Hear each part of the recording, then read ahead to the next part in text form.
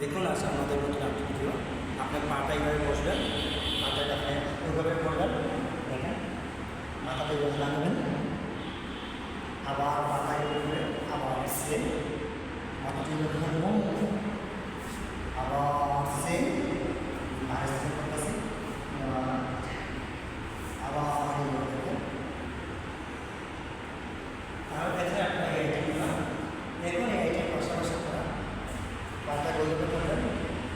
1 2 3 4 5 6 আপনার পায়ে 1 2 3 4 change 1 2 3 4 change পাটা একটু থাকবেন 1 2 3 4 চেঞ্জ 1 2 3 4 5 ঠিক সেম এইভাবে আপনার প্রতিদিন আবার ভিডিওগুলো দেখেন।